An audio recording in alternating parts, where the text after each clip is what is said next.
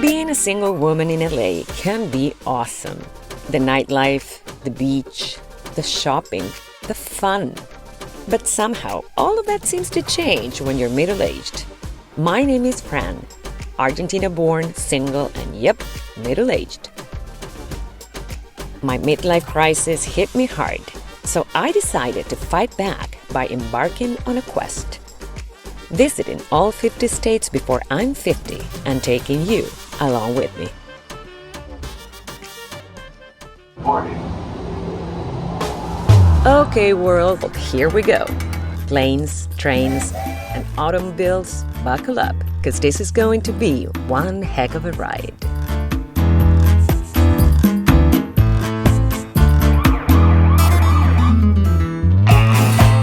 Welcome to My 50 Before 50. Warning, I have an accent. Sometimes it may be hard to understand what I'm saying. Occasional grammatical mistakes may be heard or read. Viewer discretion is advised. Okay, this is it. About to enter my final state. My 50th state of North Carolina. And I'm 5 hours away from turning 50 myself. Officially in North Carolina! Yes! Yes! My final state! I effing did it! I can't believe it! Yes!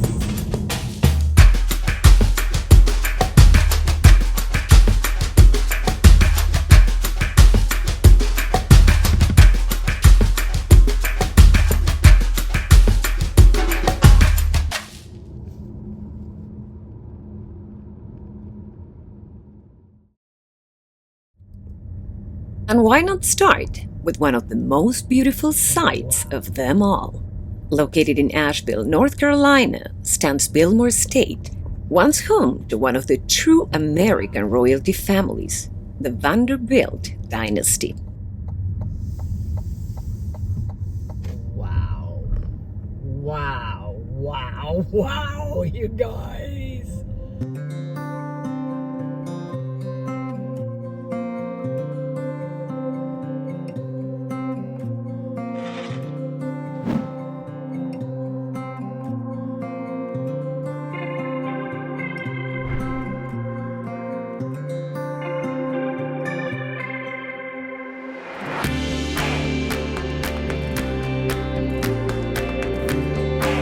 One of the most exquisite homes I have ever visited. Its grandeur was doubled by the magnificent Christmas decorations you can find in every room. Yes, in each of the 250 ones that make this officially America's largest home. And once again, no video allowed, so pictures it is.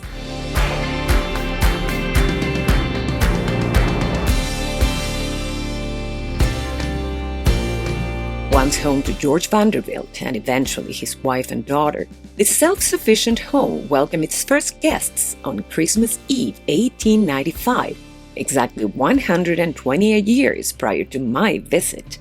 And while I'm sure many things have changed since then, it was marvelous to experience the place during the same season, feeling like this grand dining room and its magnificent fireplaces were almost ready for dinner, and the billiard room ready for some post-dinner drinks and games, just like it was centuries ago.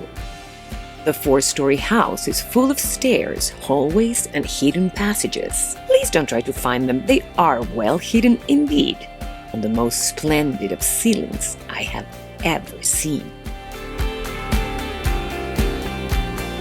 It would be impossible to describe each little nook and detail of the Biltmore estate, but I have to at least mention the exquisite library. Its 35 bedrooms included that of Mr. Vanderbilt and that of his wife. Its 65 fireplaces, 43 bathrooms, many of which feature bathtubs, an unheard of luxury in those days, and its basement space containing one of the first private bowling alleys in the country, a gymnasium with state-of-the-art equipment, a 70,000-gallon indoor pool with underwater lighting, and so much more it would take me hours and hours to wrap it up. Even the main kitchen the state has 4, and the quarters where the 40-people staff that kept the house running lived are magnificent. And these rags took care of my least favorite chore ever, ironing. Oh my, what a beautiful, beautiful place.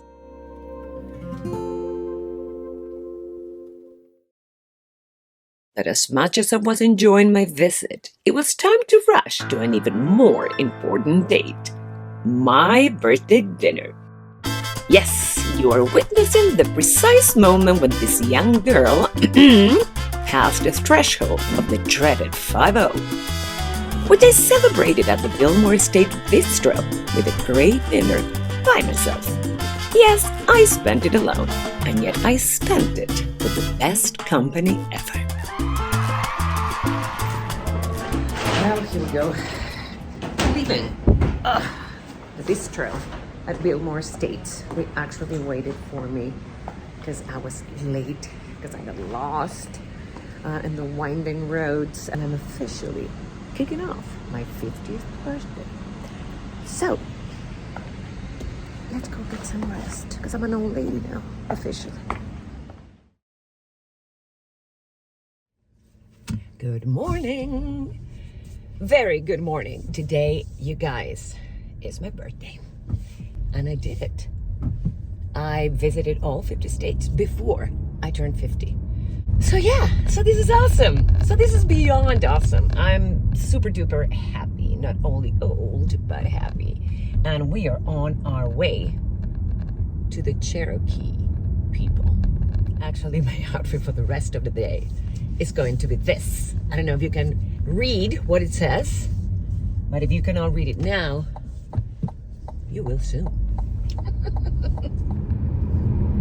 Wow. Towards the Great Smoky Mountains stands the town of Cherokee, home to the eastern-bound Cherokee, one of the 3 federally recognized tribes of said nation. Back in the day, the Cherokee lived peacefully in the mountains and valleys along the rivers of the southeast.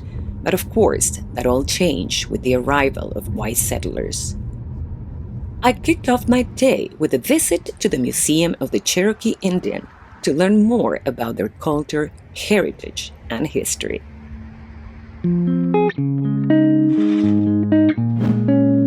The Cherokee believe life is composed of 2 major forces, the red one representing war, youth, and triumph, and the white one standing for peace, older age, and introspection.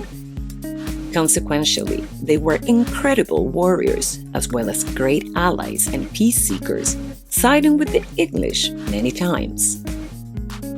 Then considered one of the 5 civilized tribes in the region, they thought to have found a protector in King George II, who back in 1763 issued a proclamation forbidding white settlements in the Appalachian Mountains and all points west.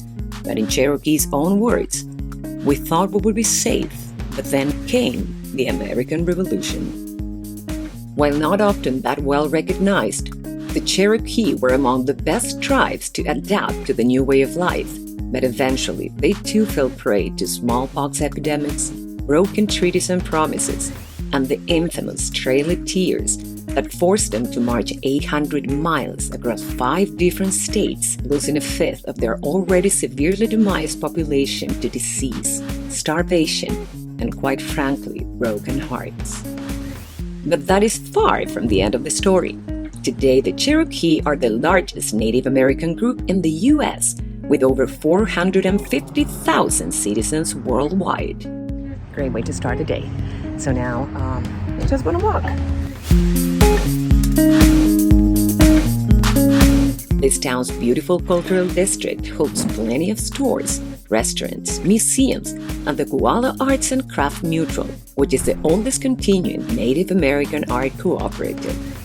Its streets are full of magic, dance, and culture, and I was pleased to finally see if only a small part of the Native American nation, especially being the Cherokee one, to which I always felt a special connection. I wrapped up my visit with lunch at the Paul's Family Restaurant, which is Indian-owned and, simply put, delicious. Would you just look at that trout?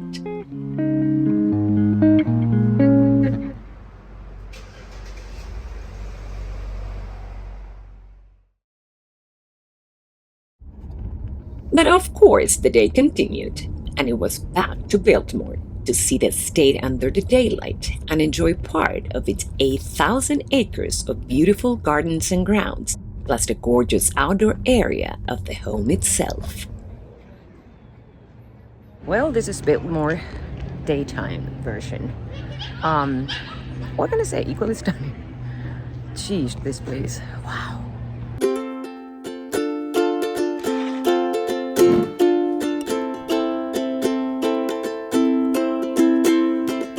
Surprising no one, the beautiful indoors are matched by incredibly beautiful outdoors as well, which include the library terrace, the south terrace, the shrub and walled gardens, and this beautiful pergola that used to overlook a tennis court, plus so many more areas. Exquisite art can be found in these courtyards, including 4 representing all seasons: fall, spring, winter, and summer.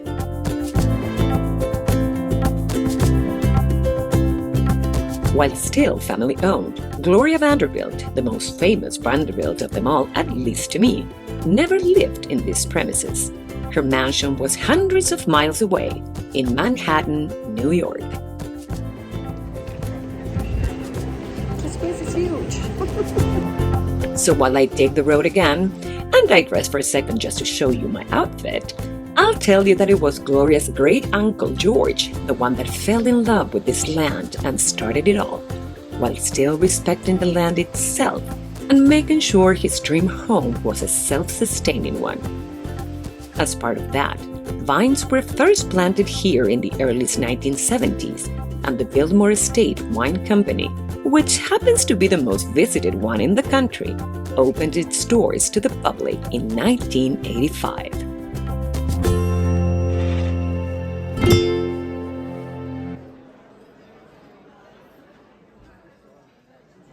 And of course, I had to have a tasting, which, by the way, is included with your ticket.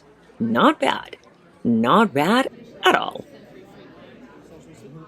I left the place at dusk with all Christmas lights on at the Biltmore Village and ventured straight into downtown Asheville in search of a place for dinner.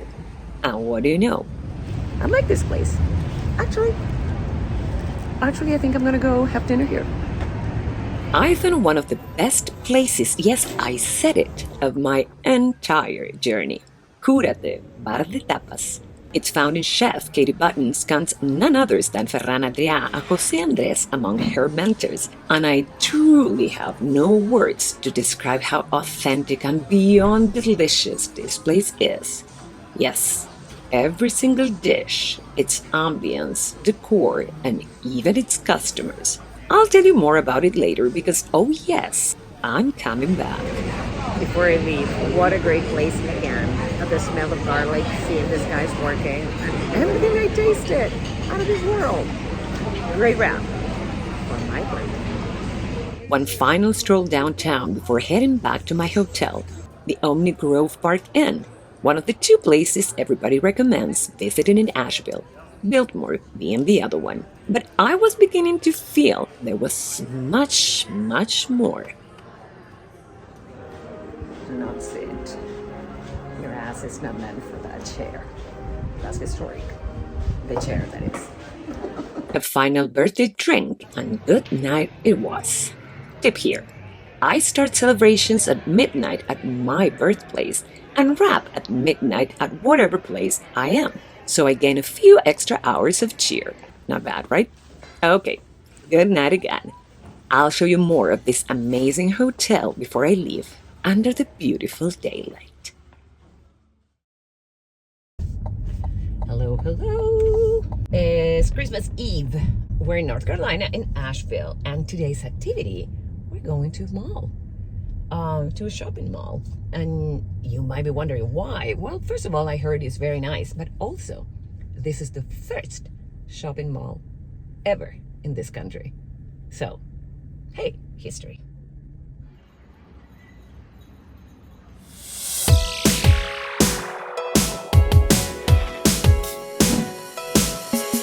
The Grove Arcade opened in 1929 and is one of the first examples of an indoor shopping mall in America, though technically not the first fully enclosed one. Still operating as such, plus now hosting office spaces and residential apartments, the place is an architectural icon conceived by developer Edwin Wiley Grove to be the most elegant building in America. And if that name sounds familiar, it's because E.W. Grove, a self-millionaire that moved to Asheville in 1910, was a key developer not only in his native Tennessee and many suburbs of Atlanta, Georgia, but also in this beautiful city, which he helped shape.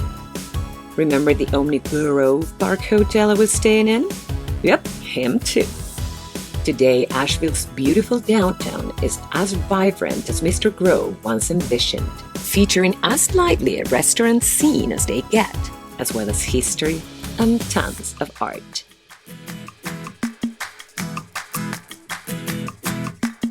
A special shout out to the historic Basilica of St. Lawrence, another architectural gem opened in 1909, which is still catering to its community these days. But going back to shopping. Well, this is the beauty of it. I stopped by this great store and I bought a hoodie, and the owner there told me I should go check out some nature and gave me tips that so far nobody else has given me. So that is where I'm going. So I headed towards the Blue Ridge Parkway.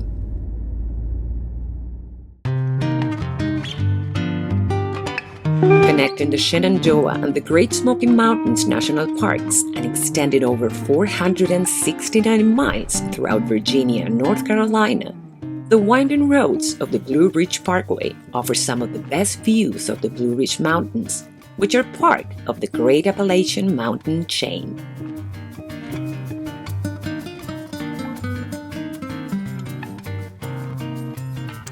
Well, we found a hike. So I guess it's hiking time. By the way, this is winter. This is the end of December, and it's just, how gorgeous is this day? Geez. Okay, let's go.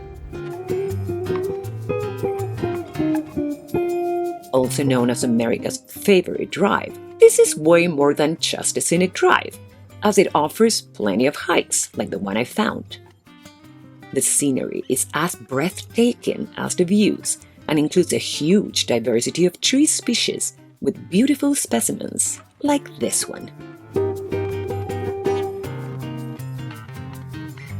Of course, I could not leave without hugging a few of them.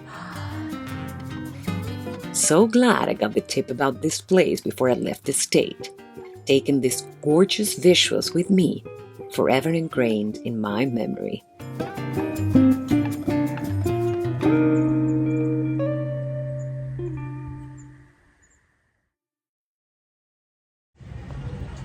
Back in downtown, and it was time for another incredible dinner at Cúrate.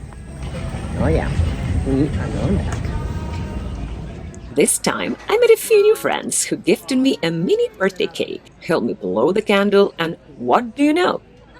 Paid for my whole dinner all together. Then it was back to my hotel for a beyond magnificent wrap to my birthday, Christmas, and my oh so incredible 50 before 50 adventure.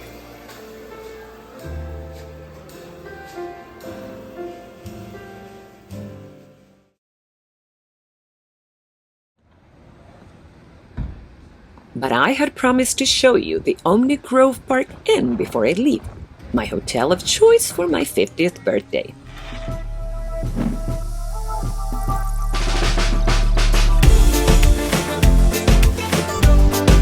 Another majestic development by E.W. Grove and his son-in-law, this gorgeous hotel features walls made out of massive boulders with great outdoor areas and huge fireplaces that make the space equally cozy, day or night. Along its over 100 years of history, the inn has seen its fair share of notable guests, including 10 U.S. presidents. It is also the current host of the National Gingerbread House Competition, which displays masterpieces like these ones. Since its beginnings, the hotel has grown from 156 guest rooms to an impressive 513 ones, 10 restaurants and bars, an 18-hole golf course, a subterranean spa, 42 meeting rooms, 2 ballrooms, 2 swimming pools, and 9 tennis courts, among other amenities. And it has, of course, its ghost stories. The main one being the legend of the Pink Lady, a gal who fell from a balcony and died on this very palm court floor I was standing on. She is said to be seen still roaming around the property till these days. As for me, I fell madly in love with this place's architecture and warmth, and with its many restaurants where, of course, I continued my celebrations. No other place could have better matched my mood while braving the winter weather outside. Yikes. But as always, it was time to go and fly back home, for better or worse, to continue my journey. Oh, wait, this is my last date, the 50th of them all. Well, may the journey continue still. Want a hint? Take a look at this map. Oh, yeah.